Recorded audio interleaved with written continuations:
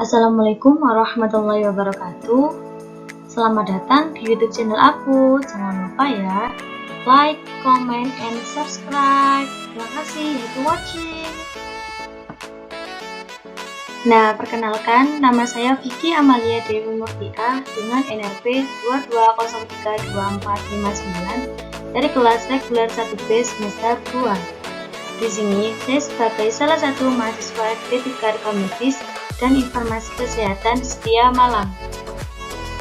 Saya akan sedikit menjelaskan materi tentang anatomi fisiologi sistem endokrin dengan dosen pengampu Bapak Hendri Gidiarto Eskep NSMPB untuk memenuhi tugas akhir sebelum UAS. Sistem endokrin. Sistem endokrin adalah suatu kelenjar yang mengirim hasil sekresinya langsung ke dalam darah yang beredar dalam jaringan dan mensekresi zat yang disebut hormon. Kelenjar endokrin merupakan kelenjar buntu atau tanpa saluran yang menyekresi hormon untuk mempengaruhi organ-organ lain. Fungsinya antara lain yang pertama, menghasilkan hormon yang dialirkan ke darah guna diperlukan oleh jaringan tertentu.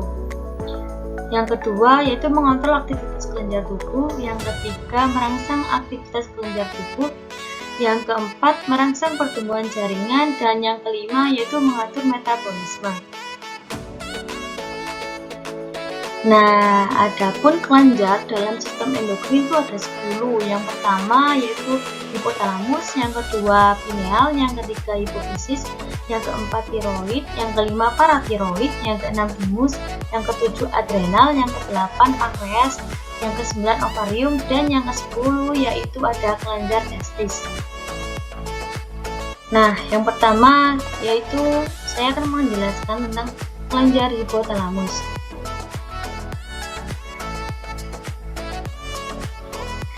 Hipotalamus itu terletak di bawah otak besar, pusat koordinasi saraf otonom utama, dan berperan dalam koordinasi sistem saraf, sistem endokrin tubuh, dan pola perilaku serta emosi.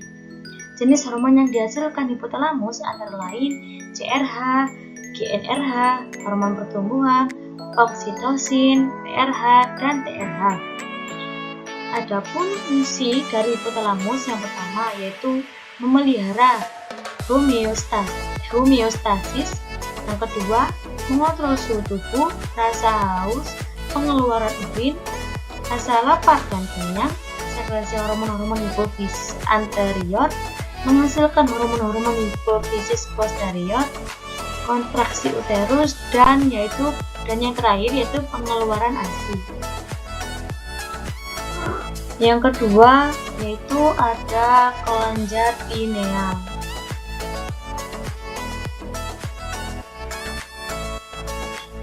Kelenjar pineal yaitu kelenjar yang terdapat di dalam ventrikel otak, bentuknya kecil seperti kerucut, warnanya kemerahan abu-abu. Kelenjar ini terdiri dari sel-sel penting pinealosit yang disokong oleh sel-sel glia. Fungsi pineal yang pertama memproduksi melatonin, yang kedua untuk meregulasi siklus tidur, yang ketiga tempat untuk mengatur pigmentasi kulit, yang keempat berhubungan dengan syaraf mata atau penglihatan, yang kelima yaitu membantu metabolisme obat. Adapun hormon yang dihasilkan dari pineal, kelenjar pineal, yaitu ada hormon melatonin. Selanjutnya yang ketiga yaitu ada kelenjar hipofisis atau pituitari.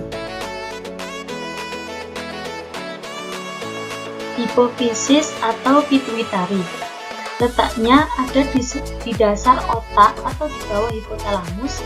Kelenjar hipofisis atau pituitari adalah kelenjar yang paling banyak menghasilkan hormon.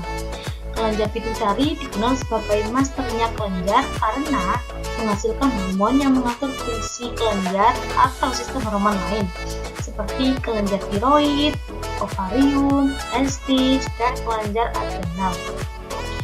Adapun bagian-bagian dari kelenjar hipofisis yaitu yang pertama ada lobus anterior yang menghasilkan hormon FSH, LH, prolaktin, growth hormone atau somatotrof, TSH, dan ACTH. Yang kedua yaitu ada lobus intermediate yang menghasilkan melanocyte stimulating hormone atau MSH yang mempengaruhi pigmen kulit. Yang ketiga yaitu ada lobus posterior yang menghasilkan ADH dan oksitosin. Yang keempat itu ada kelenjar tiroid atau kelenjar gondok. Nah, kelenjar tiroid itu terletak di leher bagian depan di sebelah bawah laring dan terdiri dari dua buah lobus. Hormon ini dibuat di folikel jaringan tiroid dari asam amino atau tiroksin yang mengandung yodium.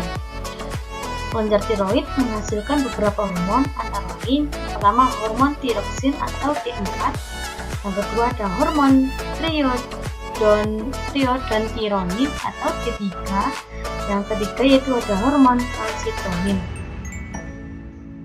Nah, yang kelima yaitu ada kelenjar paratiroid atau kelenjar anak gondok. Paratiroid ini terletak di dekat kelenjar tiroid atau kelenjar gondok. Kelenjar ini merupakan kelenjar hasil penimbunan hormon somatotrof atau hormon pertumbuhan.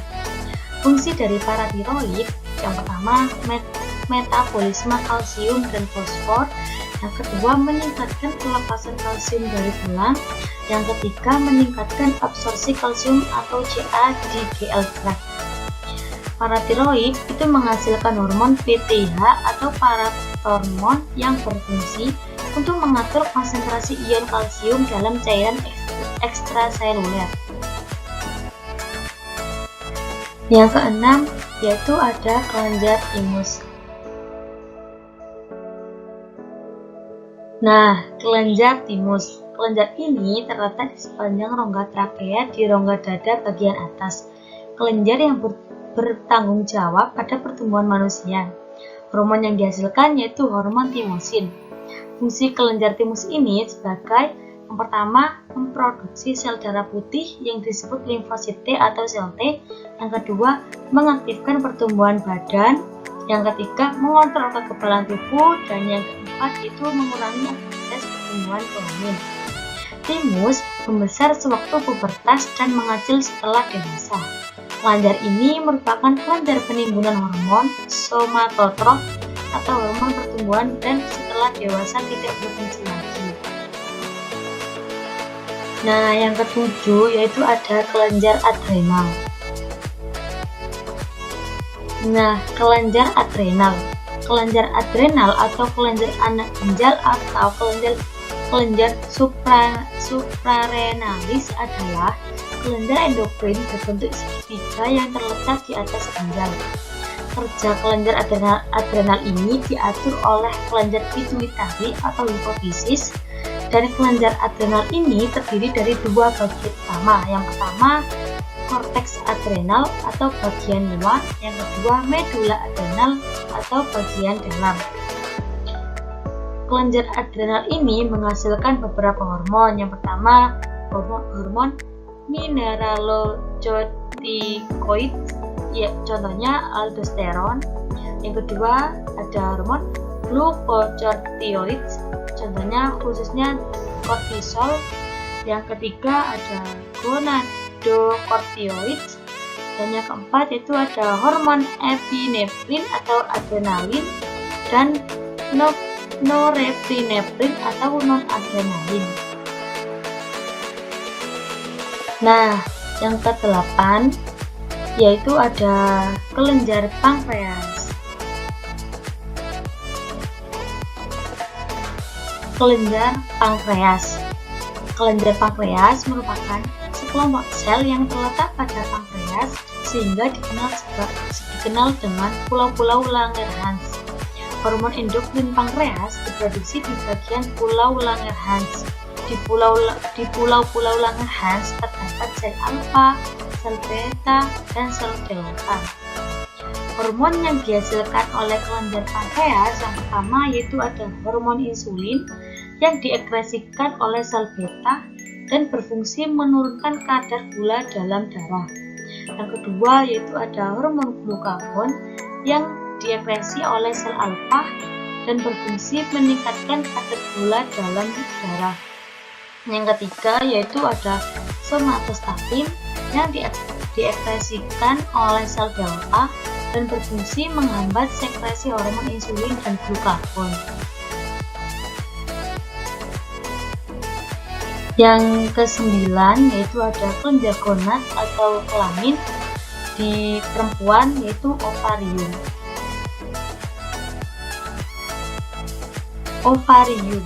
Ovarium adalah sepasang organ berbentuk buah kenari, dan ovarium ini terdiri dari dua lapisan utama yaitu korteks bagian luar dan medula di bagian pusat. Hormon yang dihasilkan oleh ovarium yang pertama yaitu ada hormon estrogen dan progesteron yang berfungsi membangun dan mempertahankan karakteristik kelamin wanita, siklus menstruasi, kehamilan, dan perkembangan kelenjar mamae. Yang kedua yaitu ada hormon relasin yang berfungsi membantu dilatasi uterus pada akhir kehamilan. Yang ketiga ada hormon inhibin yang berfungsi menghambat sekresi follicular stimulating hormone atau FSH pada akhir siklus menstruasi. Nah, yang terakhir, yang ke-10 itu ada kelenjar gonad atau kelamin ada laki-laki yaitu testis. Nah, kelenjar testis. Testis merupakan organ reproduksi internal pada pria. Bentuk seperti telur dan letaknya di dalam kantong skrotum. Testis ini terdiri dari bahan yang disebut dengan lobulus testis atau terdiri dari 200 sampai 300 lobulus. Hormon yang dihasilkan oleh testis antara lain itu menghasilkan hormon testosteron atau androgen dan inhibin. Hormon testosteron ini berfungsi membangun dan mempertahankan karakteristik kelamin seksual pria dan regulasi spermatogenesis. Dan untuk hormon inhibin berfungsi menghambat sekresi FSH untuk mengatur produksi sperma. Oke, barusan telah sedikit penjelasan materi mengenai anatomi fisiologi sistem endokrin dari saya. Semoga bermanfaat bagi yang mendengarkan, dan apabila ada kata-kata yang kurang jelas atau informasi yang kurang lengkap, saya mohon maaf sebesar-besarnya. Jangan lupa ya, like, comment, and subscribe. Thank you for watching. Wassalamualaikum warahmatullahi wabarakatuh.